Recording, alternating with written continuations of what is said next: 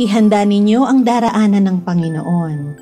Mapayapang araw ng linggo mga kapanalig. Nasa 2nd linggo na po tayo ng Adbyento. Ito po si Sister Rose Agtarap ng Daughters of St. Paul para sa mabuting balita. Magnilay po tayo ng Ebanghelyo ngayon.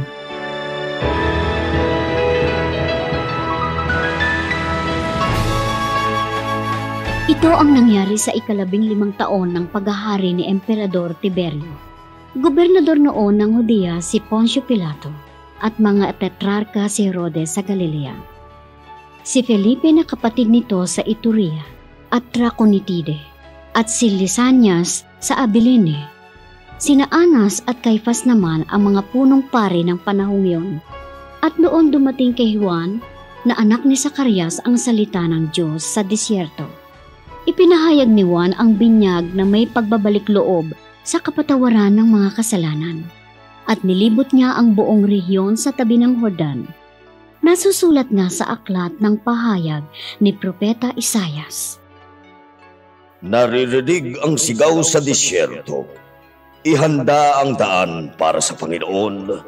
Ituwid ang kanyang landas. Patataasin ang bawat lambak at pabababain ang bawat bundok at burol. Papatagin ang mga batong kinatitisuran at papantayin ang lupang lubak-lubak. At makikita ng lahat ng tao ang pagliligtas ng Diyos.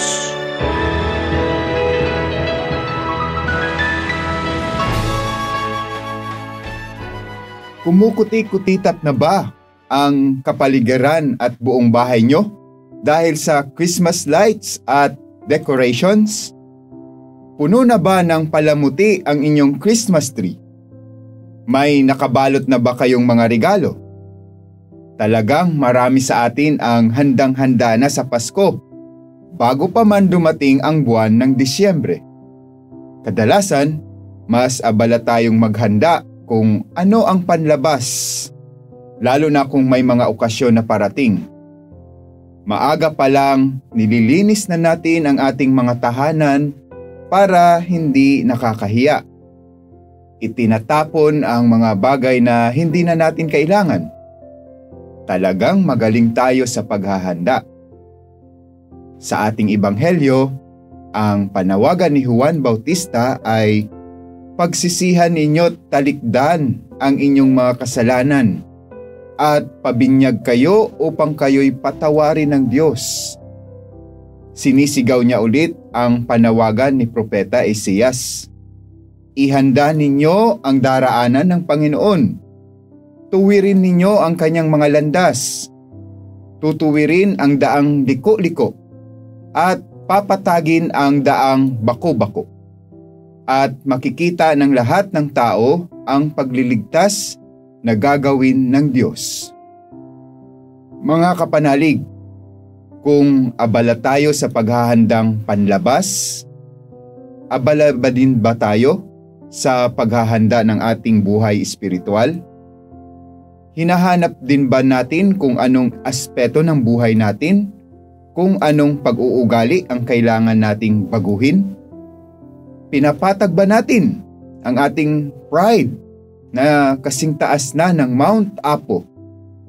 Pilit pa rin ba natin sinasadyang lumiko ng daan patungo sa kasalanan?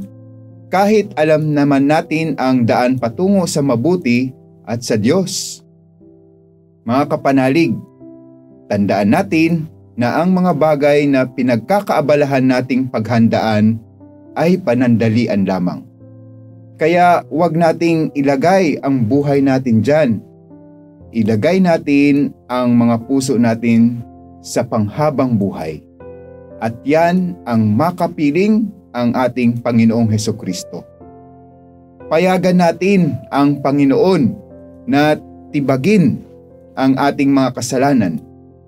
Patagin ang ating pride na kasing taas na ng Mount Everest. At hayaan nating akayin niya tayo pabalik sa tamang daan mula sa liko-liko.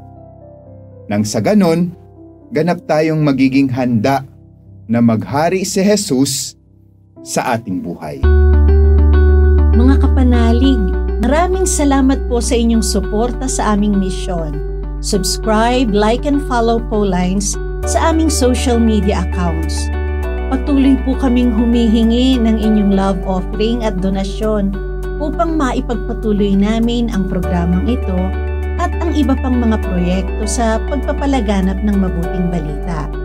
Maaari ninyong ipadala ito sa aming donations channels. Ipadali rin po ninyo ang inyong mga intensyon at kahilingan at isasama namin kayo sa aming panalangin araw-araw. Ito pong muli si Sister Rose na nag-aanyaya sa inyong manalangin. Ama naming makapangyarihan at maawain, buksan mo ang aming mga puso sa pagsalubong sa iyong anak.